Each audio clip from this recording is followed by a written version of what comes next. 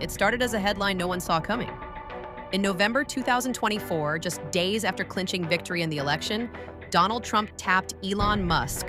To now send American astronauts into space. Come here. Take over, Elon. Just take over. Tech mogul, billionaire, and master of disruption to lead a radical new initiative, the Department of Government Efficiency, nicknamed DOGE. The goal? Slash $2 trillion in federal spending, wipe out bloated bureaucracy, and remake Washington Musk style. But what began as a bold experiment quickly spiraled into one of the most explosive political feuds of the decade. Musk jumped in headfirst, shaming federal agencies on X, proposing AI-led audits, even sitting in on foreign policy calls with President Zelensky. Trump cheered him on from the Oval Office, calling him a sledgehammer to the deep state. But behind the scenes, things were unraveling. Budget watchdogs exposed Musk's hyped-up $175 billion in savings as smoke and mirrors, real savings, closer to $19 billion. Inside the federal government, confusion, mass resignations, internal protests, and lawsuits waiting in the wings. Then came May 2025, a glossy farewell ceremony in the Oval Office. Some, but it goes to very special people, and I thought I'd give it to Elon as a presentation from our country. Thank you. Thank you, Elon. Thank you. Take care of yourself. Thank you. You see the lock. The lock on this is amazing. That's right. Large lot. Well, let me say perhaps a few words that this is not the end of DOGE, but really the beginning. My time as a special government employee necessarily had to end. It was a limited time thing. It's 134 days, I believe, which ends in a few days. So that it comes with a time limit.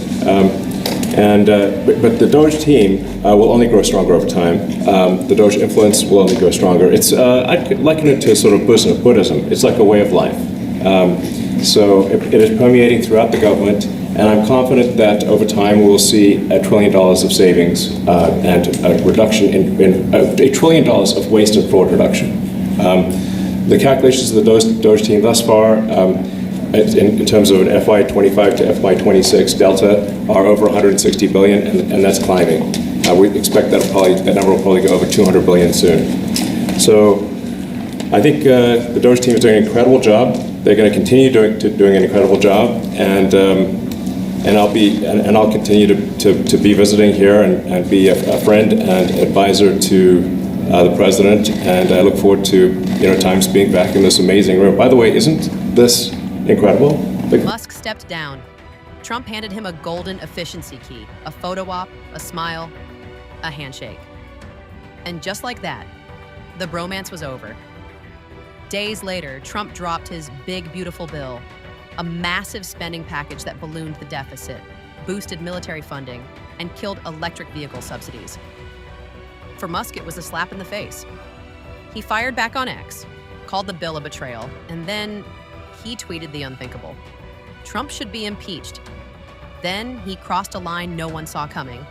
He invoked Jeffrey Epstein. The internet exploded.